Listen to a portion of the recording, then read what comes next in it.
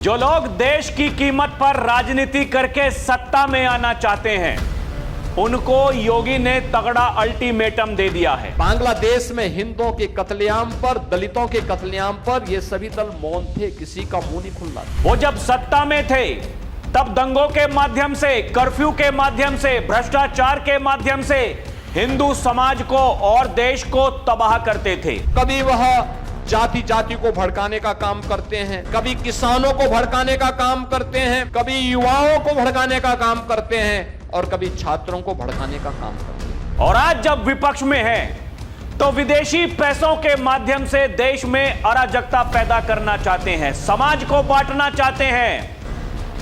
यह कांग्रेस और समाजवादी पार्टी ने युवाओं को, किसानों को, दलितों को, वंचितों को भड़काना शुरू किया, उसमें फेल हो गए। तो अब इन्होंने छात्रों को अपना निशाना बनाना शुरू कर दिया है। लगातार अव्यवस्था पैदा करना, अराजकता पैदा करना। जब सत्ता में थे तब हिंदू समाज को और देश को तबाह करते थे, दंगों के माध्यम से, कर्फ्यू के माध्यम से, भ्रष्टाचार के माध्यम से। और आज विपक्ष में है तो विदेशी पैसे के बल पर देश में अराजकता पैदा करना चाहते हैं, समाज को बांटना चाहते हैं।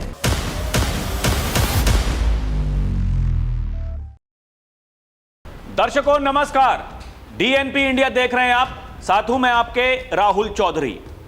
दर्शकों, यह कॉकरोच जनता पार्टी तिलचट्टे, ये जो कुछ इस समय इस देश के साथ में कर रहे हैं, यह देश ही नहीं बल्कि पूरी दुनिया देख रही है।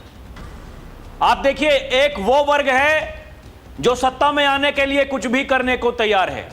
आपको याद होगा, मैं भी, मेरे सहयोगी भी आपको कई बार यह बता चुके हैं, कई बार ये समझा चुके हैं कि ये मुद्दा विहीन लोग हैं, इनके पास में कोई मुद्दा नहीं है। ये केवल देश में अराजकता पैदा करके यहां रिजीम चेंज करना चाहते हैं। जो नेपाल में, बांग्लादेश में, श्रीलंका में, म्यांमार में करने की कोशिश हुई, वही भारत में करने की तैयारी है, क्योंकि जनता जनार्दन इनको बार बार नकार रही है। 2014 में जब देश के प्रधानमंत्री बने नरेंद्र मोदी, तो देखिए 5 साल विपक्ष में बैठना, इसमें लोग कोई बड़ी बात नहीं मानते हैं कि कोई बात नहीं, 5 साल तक आराम से सब कुछ चलता रहेगा, हमारी पार्टी के खर्चे, जिसको वेतन देना है, उसमें कोई कठिनाई नहीं होगी। इनको उम्मीद नहीं थी कि 2019 के लोकसभा चुनाव में भारतीय जनता पार्टी देश के प्रधानमंत्री नरेंद्र मोदी के नेतृत्व में दोबारा सरकार बना लेगी। लेकिन देश की जनता ने पीएम मोदी को चुना और उसके बाद में आप देखिए इन्होंने क्या कुछ तांडव इस देश में नहीं किए हैं। इसकी शुरुआत सीएए से होती है, एक ऐसा कानून जो पाकिस्तान, बांग्लादेश, म्यांमार या फिर और जितने भी देश हैं जहां हिंदू प्रताड़ित हैं, सिख, ईसाई, आप समझिए दर्शकों, ये इनको क्या लगता है कि ये देश में ये क्या बना देंगे इसका। भाई अगर हिंदू वहां परेशान हैं, ईसाइयों के कितने देश हैं, मुस्लिमों के कितने देश हैं, लेकिन जैन, बौद्ध, हिंदू, सिख कितने देश हैं उनके, जो लोग वहां परेशान हैं। जब एक ऐसा कानून बनाया गया कि भाई जो प्रताड़ित हैं वो यहां आएंगे, हम उनको नागरिकता देंगे, उनके लिए घर भी बनवाएंगे, उनको जमीन भी देंगे, तो कुछ लोगों को दिक्कत हो गई। उन्होंने लोगों को भड़काना शुरू कर दिया, सड़कों पे सबको उतार दिया।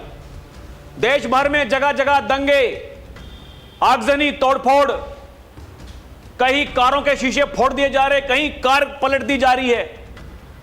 उत्तर प्रदेश में भी बवाल कर रहे थे, तो बाबा ने एक ऐसा नियम कानून बना दिया कि जो भी दंगे करेगा, नुकसान जो होगा उसकी भरपाई उन्हीं से की जाएगी, उनके पोस्टर्स लगा दो चौराहे ऊपर। ये दौड़े दौड़े गए हाई कोर्ट में। हाई कोर्ट ने पूछा क्या है आपके पास में, कोई ऐसा कानून है? तो फिर सरकार गई सुप्रीम कोर्ट। सुप्रीम कोर्ट ने पूछा कि आपके पास में कोई कानून है? योगी ने कहा नहीं है कानून, तो बनाएंगे कानून। बना दिया। उत्तर प्रदेश में पोस्टर चस्पा होते हैं, कई कई पीढ़ियां उनकी चली जाएंगी, वो पैसा नहीं दे पाएंगे। तब याद आएगा हमारे आका क्या करके गए थे। यही इच्छा शक्ति, तो इसलिए तो लोग कह रहे हैं अतिरिक्त प्रभार दे दो बाबा को, दिल्ली का, वो लठ जो तैयार है, जिसमें तेल पियाया जा रहा है इस समय, उस लठ की दरकार है दर्शकों। वो लठ जब चलता है तो अच्छों की बुद्धि ठीक हो जाती है। फिर ये किसान आंदोलन लेकर के आए, इन्होंने किसानों को भड़काया, हमने यहां तांडव देखा। उसके बाद में इन्होंने पिछड़ों को, दलितों को 2024 के लोकसभा चुनाव में वहां उनको भड़काने का प्रयास किया। ये कुछ हद तक कामयाब हुए, इनकी सीटें 50 से 99 तक चली गईं, लेकिन ये सत्ता में नहीं आ पाए। इनके सहयोगी जो उत्तर प्रदेश में वो 37 सीटों तक चले गए, लेकिन ये सत्ता में नहीं आ पाए। ये भानुमति का कुनबा एक साथ होकर के लड़ा, लोगों को बेवकूफ बनाया। लोगों ने फिर भी कह दिया कि भाई तुम्हारे ऊपर विश्वास नहीं करेंगे। अब इन्होंने देश के छात्रों को, युवाओं को निशाना बनाना शुरू कर दिया है। अब ये उनको भड़का रहे हैं, क्योंकि सब कुछ कर चुके, हर जगह फेल हो गए।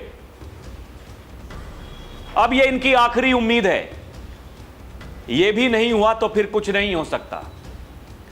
अमित शाह इसलिए कहते हैं, संसद में खड़े होकर के वो ये कहते हैं, बाल सफेद हो जाएंगे लेकिन यहां नहीं बैठ पाओगे जैसे तुम्हारे कर्म हैं। इनके कर्म, इनकी करतूत पूरी दुनिया के सामने है दर्शकों। ये जो कुछ वहां करवा रहे हैं, रात को देखिए, रात को पुलिस वालों पर हमला करते हैं। कितने कायर लोग हैं ये। जहां मौका मिलता है, जब पुलिस वाले ज्यादा होते हैं तो भीगी बिल्ली बन जाते हैं, और जैसे ही उनकी संख्या कम हुई तो पुलिस वालों पर हमला बोल दिया। ये छात्र कर सकते हैं क्या? दर्शकों, जो आप लोग जो वीडियो देख रहे हो, क्या आप अपने बच्चों को यही सिखाते हैं क्या? पुलिस वालों पर पथराव करो, उन्हें डंडे से मारो। कहीं रास्ते में आपको कहीं ईंट पड़ी हुई दिखाई देती है तो उठा करके पुलिस वालों को मार दो, पुलिस वालों के साथ मारपीट करो। आप सिखाते हैं? ऐसा नहीं सिखाते हैं। वो लोग जो ये काम कर रहे हैं वो कौन लोग हैं आप ये सोचिएगा। वो वही लोग हैं जिनको बार बार कहीं ना कहीं प्लांट किया जाता है। वो वही लोग हैं जो इसी काम के लिए वो बैठे हुए हैं कि भैया हम बेरोजगार हैं, हमें काम चाहिए, आप हमारी बोली लगवाइए। ये देश को कहां लेकर के जाना चाहते हैं? संसद नहीं चलने दे रहे हैं। बार बार कह रहे हैं स्पीकर, आप बताइए कितनी देर तक चर्चा करनी है? सरकार चर्चा करने को तैयार है। बीते दिन जेपी नड्डा ने बाकायदा पीसी करते हुए कहा, हम चर्चा करने को तैयार हैं। इनको मैं एक्सपोज्ड दर्शकों हम कर रहे हैं, लगातार कर रहे हैं, लेकिन इनकी सच्चाई सामने आनी बहुत जरूरी है। ये जहां जहां इनकी सरकारें हैं वहां कितने पेपर लीक हुए? भाई पेपर लीक ये गंभीर मुद्दा है, ऐसी कार्रवाई होनी चाहिए, उनको टांग देना चाहिए, नजीर बननी चाहिए। और अब तो देश के प्रधानमंत्री नरेंद्र मोदी ने भी ट्वीट करके कह दिया है कि फास्ट ट्रैक कोर्ट को हमने आदेशित कर दिया है कि वहां केस चलेगा, जल्द से जल्द कड़ी से कड़ी सजा दिलवाएंगे। लेकिन प्रधानमंत्री को जो गाली देने वाले लोग हैं, जो गोली मारने वाले लोग हैं, जो भारतीय सेना को गाली देने वाले लोग हैं, वो कहां उनकी बात मानेंगे? उनको कहां ये सब अच्छा लगेगा? और वो वर्ग दर्शकों जो लगातार पिछले कुछ दिनों से ये माहौल बना रहा था कि देखिए बाबा इस पर कुछ नहीं बोल रहे हैं। बाबा कल ऐसे बोले हैं, इनके धागे खोल दिए हैं बाबा ने बताया कि ये वो लोग हैं जब Uttar Pradesh public service commission में चेयरमैन के रूप में एक ऐसा अध्यक्ष इन्होंने बना दिया जो उसके योग्य ही नहीं था, ये समाजवादी पार्टी के लोग। और जब उसके कार्यकाल में एसडीएम की भर्ती होनी थी, वहां 86 जो लोग भर्ती हुए, उनमें से 56 एक विशेष जाति के थे, उनकी स्वजाति के थे।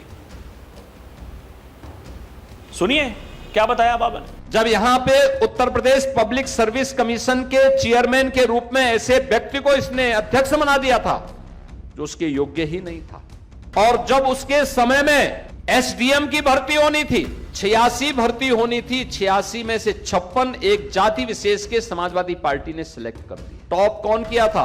जो हाई स्कूल में 3rd डिवीजन, इंटरमीडिएट में 3rd डिवीजन, वह टॉप कर गया। ये उनके समय की स्थिति है। उस भर्ती में जिन लोगों ने टॉप किया हाई स्कूल में, इंटरमीडिएट में वो 3rd डिवीजन से पास हुए दर्शकों, 3rd डिवीजन से। कितने पढ़ाकू होंगे, और ये एसडीएम वाली भर्ती में टॉप कर रहे हैं। इनके किस्से किसको नहीं पता है। एक मेरिट जो लग गई और चाचा जाकर के मेरिट फड़वा करके नई मेरिट लगवा देते थे, अरे हटाओ। ये हैं वो लोग जो 2017 के बाद में पैदा हुए हैं उत्तर प्रदेश में, जो देश में 2014 के बाद में जन्मे हैं। क्या है कि भूलने की आदत है। अगर भूलने की आदत है तो फिर अपने मां बाप से जाकर के पूछ लो इस देश ने क्या कुछ झेला है, क्या कुछ हुआ है। दर्शकों, प्रधानमंत्री नरेंद्र मोदी ने ट्वीट किया और यह कहा है, पेपर लीक के सभी मामलों में दोषियों को जल्द से जल्द कठोर दंड देने के लिए केस के त्वरित निस्तारण के लिए फास्ट ट्रैक कोर्ट्स का गठन किया जाएगा। इस संबंध में निर्देश दे दिए गए हैं कि संबंधित विभाग आवश्यक कार्रवाई सुनिश्चित करे। विद्यार्थियों के हितों को सुरक्षित करने के लिए सरकार द्वारा लिए जा रहे निर्णयों की श्रृंखला में यह एक महत्वपूर्ण कदम है। युवाओं के भविष्य के साथ खिलवाड़ करने वाले किसी भी व्यक्ति को बख्शा नहीं जाएगा। और जिनको हिंदी समझ में नहीं आती उनके लिए अंग्रेजी में भी लिखा है, जाइए जाकर के पढ़िए और बताइए क्या है क्या नहीं है। ऐसे ऐसे नमूने हैं। एक दिन पहले वो नरेंद्र मोदी को, भारतीय सेना को, दिल्ली पुलिस को वो गाली देते हैं, और जब सोशल मीडिया पर वीडियो वायरल हुआ और जब पुलिस ने धर लिया तब हाथ जोड़ करके माफी मांग रहा है नमूना। कह रहा है भाई साहब गलती, क्षमा चाहते हैं। यही लोग इनके बारे में लिख रहे हैं। ये रील बनाने, वायरल होने के चक्कर में युवा प्रदर्शनकारी इतने जोश में आ जाते हैं कि होश ही गंवा बैठते हैं कि हम क्या बोल रहे हैं, हम क्या कर रहे हैं। ये जो रीलबाजी है ना, ये इस देश का बेड़ा गर्क कर रही है दर्शकों। वाकई उनके लिए केवल रील इंपॉर्टेंट है, उनके लिए केवल वो व्यूज इंपॉर्टेंट हैं। और इसमें केवल ये सोशल मीडिया पर ये इंस्टाग्राम वगैरह, फेसबुक, यही नहीं, ये आजकल आप देख रहे होंगे कुछ यूट्यूबर वो माइक लेकर के वो कैसी कैसी बातें करते हैं। वो कभी किन्हीं चैनलों में बड़े संपादक हुआ करते थे, वहां भी वही वो चूरन चटाते थे, आज भी उसी काम को कर रहे हैं। अरे हिम्मत है तो ये सच्चाई भी तो बताओ, ये दृश्य भी तो दिखाओ। जेन्युइन मुद्दा है भाई, पेपर लीक बिल्कुल नहीं होना चाहिए, लेकिन प्रधानमंत्री ने बोल दिया। सरकार पहले दिन से इस बात को कह रही है कि ये जो विरोध प्रदर्शन कर रहे हैं, हम मानते हैं कि जो मांग है वो जेन्युइन है भाई, हम उसके बारे में सोच रहे हैं। लेकिन ये जो लोग हैं, ये आप देखिए ये किस तरीके से वहां ड्रामेबाजी कर रहे हैं। ये खुलेआम नरेंद्र मोदी जी की स्वर्गीय मां को गालियां दी जा रही हैं। ये नमूना देखिए आप, ये खुलेआम गाली दे रहा है। आप बताइए, देश के चुने हुए प्रधानमंत्री को 140 करोड़ की जनता ने जिसको चुना है उसको गाली दी जा रही है खुलेआम मंचों से। इनके बारे में कुछ बोलेंगे? ये नमूनी एक है जिस मोदी ने अपनी मां की अर्थी को कंधा देने के बाद अपना काम शुरू कर दिया, एक दिन की छुट्टी नहीं ली। वो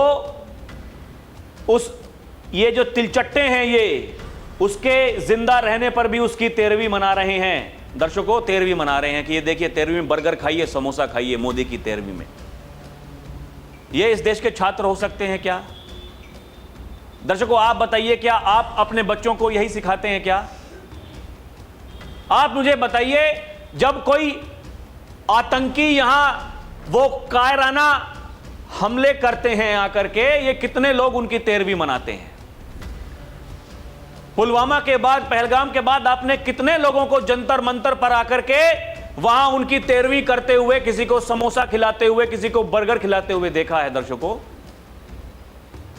क्या यह सवाल नहीं है? क्या यह देश की जनता तक नहीं पहुंचना चाहिए क्या? बड़े बड़े पत्रकार हैं, बड़े बड़े सीधा सवाल पूछ रहे हैं। कोई सबसे बड़ा सवाल पूछ रहा है टीवी पर 7 बजे के डिबेट में, अरे हमसे बड़ा कोई पत्रकार नहीं हो सकता, हम सरकार से सवाल पूछते हैं। पूछिए सवाल। लोग इन्हीं के बारे में लिख रहे हैं कि तुम्हारे रिपोर्टर को निशाना बनाया है, तुम्हारे रिपोर्टर को पीटा है। अगर शर्म बाकी है तो करिए उस पर डिबेट, करिए डिबेट। यही लोग कह रहे हैं। एबीपी न्यूज के कई बड़े एंकर पत्रकार प्रदर्शनकारियों की हिंसा को भी जायज ठहराते हुए गोदी मीडिया को इसके जिम्मेदार ठहरा रहे थे। महिला पत्रकारों से बदसलूकी की खबरों पर भी चुप रहे क्योंकि सरकार के खिलाफ हिंसा को सही ठहराना था। अब पटना में प्रदर्शनकारी छात्रों ने एबीपी न्यूज के रिपोर्टर पर हमला कर दिया। रिपोर्टर खुद कह रहा है कि मैं चेहरे पहचानता हूं, ये स्टूडेंट्स नहीं हैं। आज इन लोगों पर इन्हीं के लोग जो कुछ कर रहे हैं, आप ये देखिए, ये आग लगेगी तो ये क्या होगा इस देश में। ये जब ये सामने वाले ऐसा कर रहे हैं, आप वो भीड़ अगर आ गई 80% वाली, ये क्या कुछ हो जाएगा इस देश में, बताइए ना आप। ये इतना आसान है? हर जगह जहां जा रहे हैं बदतमीजी कर रहे हैं पत्रकारों के साथ में। कई जो बड़े मीडिया संस्थान हैं उनके रिपोर्टर्स के साथ में ये सब कुछ किया गया है। क्या उस पर चर्चा नहीं होनी चाहिए? क्या उस पर बात नहीं होनी चाहिए? क्या ये लोग बता रहे हैं, विजुअल्स जो वीडियोस वायरल हो रहे हैं दर्शकों, ये राष्ट्रपति भवन इस पेट्रोल पंप से कुछ ही दूरी पर है और कॉकरोच इसी पेट्रोल पंप को जलाकर बड़ा धमाका करना चाहते थे। लोग ये कह रहे हैं, ये पुलिस उनको ढूंढ रही है वहां पेट्रोल पंप पर कि मोदी जी, अमित शाह जी, अभी भी वक्त है, इन आतंकियों के खिलाफ बड़ी और सख्त कार्रवाई कीजिए, अन्यथा ये लोग देश को अस्थिर करके ही मानेंगे। अब मोदी अमित शाह क्या कर रहे हैं दर्शकों, ये तो हमें नहीं पता, लेकिन ये जो सामने आ रहा है ये बड़ा खतरनाक है।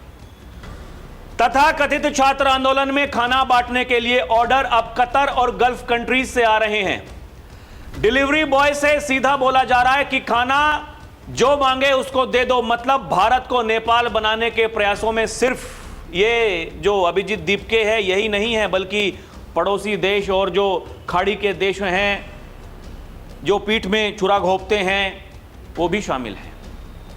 यही हर्षवर्धन त्रिपाठी वरिष्ठ पत्रकार जो हैं उन्होंने भी यही लिखा है। कतर से भी खाने का ऑर्डर हो रहा है जंतर मंतर के प्रदर्शनकारियों के लिए। अब आप अंदाजा लगाइए ये सब कुछ क्या है। बाबा इसलिए नहीं, बाबा ने कहा है कि विदेशी पैसों के माध्यम से देश में अराजकता पैदा करना चाहते हैं। आप देखिए दर्शकों, इनकी करतूत देखिए आप। लोग ने बताया कि ये झारखंड पब्लिक सर्विस कमीशन यानी जेपीएससी का पेपर रद्द करना पड़ा क्योंकि बड़ी मात्रा में गड़बड़ हो गई थी। उधर पंजाब में फार्मेसी अधिकारी का पेपर भारी गड़बड़ी हुई।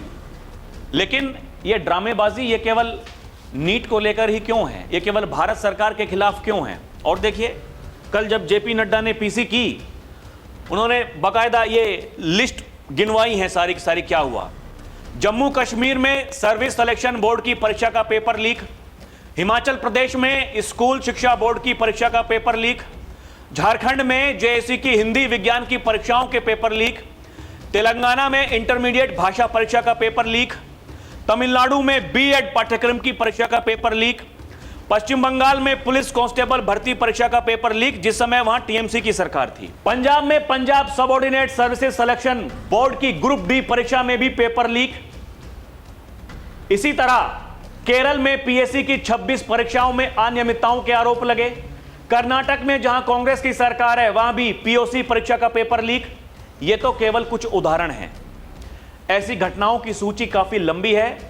जेपी नड्डा ने पूछा कि मैं विपक्ष के नेता राहुल गांधी जी से पूछना चाहूंगा इस मुद्दे पर आपका रवैया वो चयनात्मक क्यों है।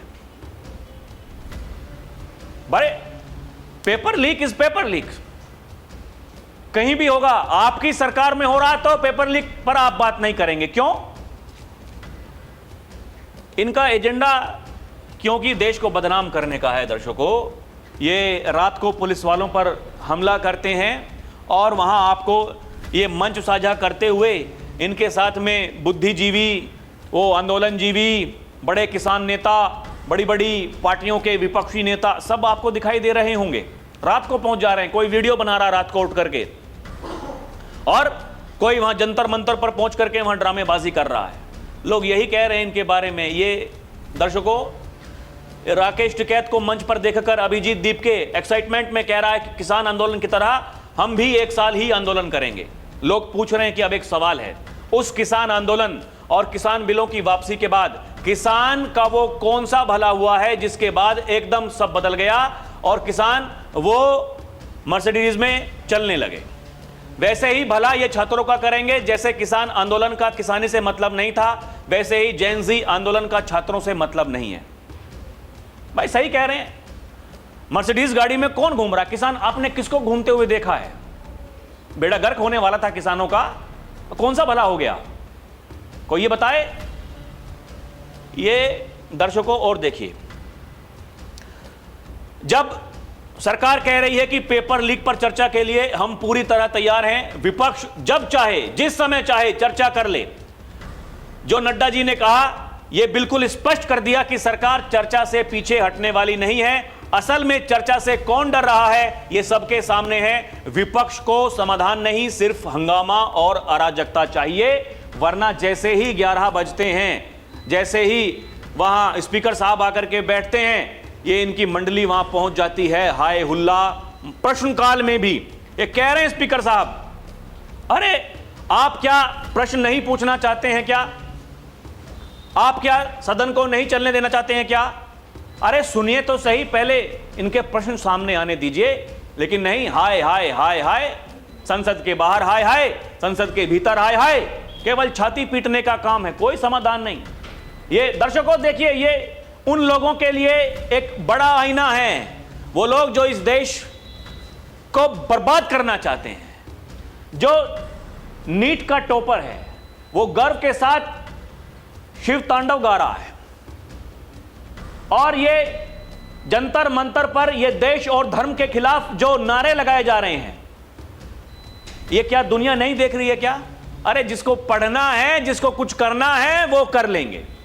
पेपर 1 बार हो, 3 बार हो, 5 बार हो, 10 बार हो। हमारी रिश्तेदारी में ऐसे कई मेरे भाई लगते हैं, बोले जो टेस्ट दिलवाना हो जिंदगी में कोई दिलो, सब पास करके दिखाएंगे। किए 4-4, 5-5 टेस्ट पास किए हैं भाई। जिसकी जो काबिलियत है वो दिखती है। ये नौटंकी ड्रामेबाजी करने से ये किसी का आज तक भला नहीं हुआ है। हम फिर इस बात को कहते हैं, पेपर लीक बिल्कुल नहीं होना चाहिए, लेकिन यह समाधान नहीं है। पुलिस वालों को पीटना समाधान नहीं है, मोदी को गोली मारने की बात करना समाधान नहीं है, देश में आगजनी करना, कर्फ्यू लगवाना, बैरिकेड्स तोड़कर वहां जाकर के पत्रकारों पर हमला करना, यह समाधान नहीं है। ऐसे नपोगे कि आने वाली पीढ़ियां भी याद करेंगी हमारे आका क्या करके गए हैं। जिन्होंने नीट के पेपर दिए, जो पास हुए, दर्शकों उनके बयान आ रहे हैं, लोग मीडिया से बात करते हुए इस बात को बता रहे हैं। वो कह रहे हैं कि हमारे भीतर भी गुस्सा था, सरकार का फेल्योर है, लेकिन जो कुछ दिखाई दे रहा है उसको देख करके यह लगता है कि सब कुछ वहां राजनीतिकरण उस पर हो रहा है। बच्चे कह रहे हैं, जो समझदार बच्चे हैं, जिन्होंने मेहनत करके वो टेस्ट पास किए हैं, जो नहीं कर पाए वो भी कह रहे हैं कि मेहनत करेंगे, अभी नहीं तो अगली बार करेंगे। लेकिन वहां प्रधानमंत्री मोदी को गोली मारने की बात हो रही है, प्रधानमंत्री की 13वीं के बर्गर बांटे जा रहे हैं। आप बताइए, ऐसे देश चलता है क्या? और तो और अब तो भाईजान सलमान खान, उनका भी ट्वीट सामने आ गया है।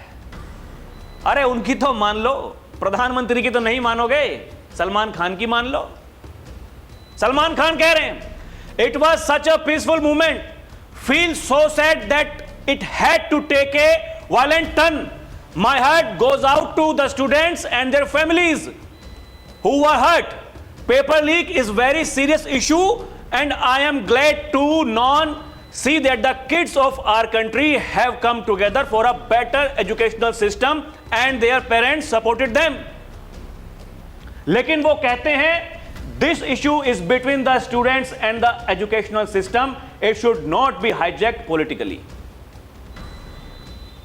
सलमान खान की बात मान लो मेरे भैया, किसी की तो मान लो, प्रधानमंत्री की तो नहीं मानोगे, गृह मंत्री की नहीं मानोगे, शिक्षा मंत्री की नहीं मानोगे। नमूने आकर के पीसी करेंगे, कहेंगे कि पुलिस वाले जो राहुल गांधी को पकड़ रहे थे और राहुल गांधी के कान में कह रहे थे कि देखिए हम आपको पकड़ तो रहे हैं लेकिन इस सरकार को हटा दो, तो हटवा लो। क्या कह रहे हैं राहुल गांधी, सुनिए तो। सही है कि पुलिस वाले थोड़ा मतलब मुझे घसीट के ले गए, बट कान में कह रहे थे कि इस सरकार को हटाइए। एक्चुअली मैं राजस्थान का हूं, इनको हटाइए। हम सिर्फ वर्दी पहने हैं। दूसरा कह रहा है मैं हरियाणा का हूं, इनको हटाइए। तो that sentiment is there and सच्चाई एवरीबॉडी नोस। जबकि तुरंत सरकार कह रही है कि आरोप प्रत्यारोप से बाहर निकलकर हमें इस पर चर्चा करनी चाहिए और चर्चा करने का सबसे अच्छा माध्यम है सदन है। हम चर्चा करने के लिए तैयार हैं, गहन चर्चा हो, हम इसकी बारीकियों में जाएं ताकि हमारे छात्रों के साथ अन्याय ना हो। भाजपा पीएम मोदी जी के नेतृत्व में बहुत गंभीर है क्योंकि बच्चे देश के भविष्य हैं। सुनिए क्या कह रहे हैं जेपी नड्डा। दुर्भाग्यपूर्ण है, लेकिन मैं इस मोड़ पर एक बात जरूर कहना चाहूंगा कि यह समय ये नहीं है कि हमारी सरकारें, आपकी सरकारें, तुम्हारी सरकारें, इस तरीके से हम इन चीज़ों को विभाजित करें।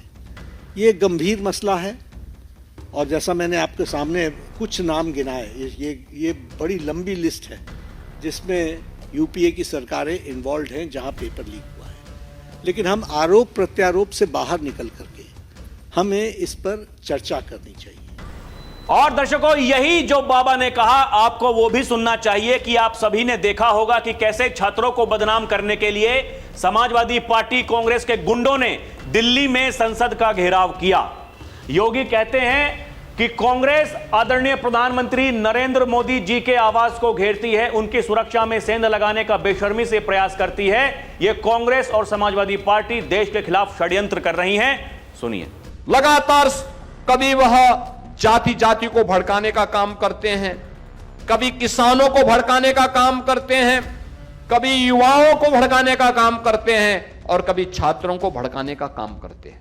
आपने देखा होगा कैसे समाजवादी पार्टी और कांग्रेस के गुंडे दिल्ली में संसद सत्र का घेराव करने का काम किए, कैसे घेराव किए, कैसे तोड़फोड़ कराए छात्रों को बदनाम करने के। एक कांग्रेस प्रधानमंत्री जी के आवास को घेरती है, उनकी सुरक्षा में सेंध लगाने का बेशर्मी से प्रयास दुस्साहस करती है। कैसे कांग्रेस और समाजवादी पार्टी देश के खिलाफ षड्यंत्र कर रही है। दर्शकों, अभी भी मौका है, इस षड्यंत्र को पहचानना पड़ेगा। वो देश विरोधी एजेंडा चलाने वाले लोग, उनकी पहचान करनी पड़ेगी। और देखिए, यहां कोई बड़ी बात नहीं है वो पहचान करने में। यह बात आपको समझदार इस पर होना ही पड़ेगा, बच्चों को समझाना ही पड़ेगा। अपने बच्चों के भविष्य के साथ में मत खेलिए, यह कोई तरीका नहीं है। आंदोलन, इस देश का संविधान उसकी इजाजत देता है, लेकिन उसका तरीका अलग है। पुलिस वालों को निशाना बनाना, भारतीय सेना को गाली देना, प्रधानमंत्री मोदी को गाली देना, ठीक है भाई, राजनीतिकरण होता है तो आप दीजिए, कोई बात नहीं। मोदी तो कहते हैं कि मुझे जितनी गाली मिलती है मेरी उम्र उतनी बढ़ती है, तो देते रहिए गाली। एक मीम सोशल मीडिया पर और वायरल हो रहा है, जो लोग कह रहे हैं मोदी को हटाओ हटाओ हटाओ, तो नेक्स्ट पीएम कौन? लोग लिख रहे हैं योगी जी। कॉकरोच वाले माथा पीट रहे हैं, बाप रे बाप, गलती हो गई, तो वही ठीक थे।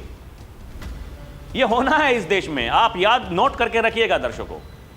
जिनको लगता है कि भारत के फिर से टुकड़े कर देंगे, ये टुकड़े टुकड़े गैंग ये कहीं का नहीं बचेगा। और अब की बार तो ऐसी दुर्गति इनकी होने वाली है, ये माफियाओं की कब्र पर जाकर के जो फातिहा पढ़ते हैं ये उसके लायक भी नहीं बचेंगे। यही कहते हैं योगी आदित्यनाथ। दर्शकों, बाकी आपको क्या लगता है हमें कमेंट करके बताएं। अभी के लिए इतना ही।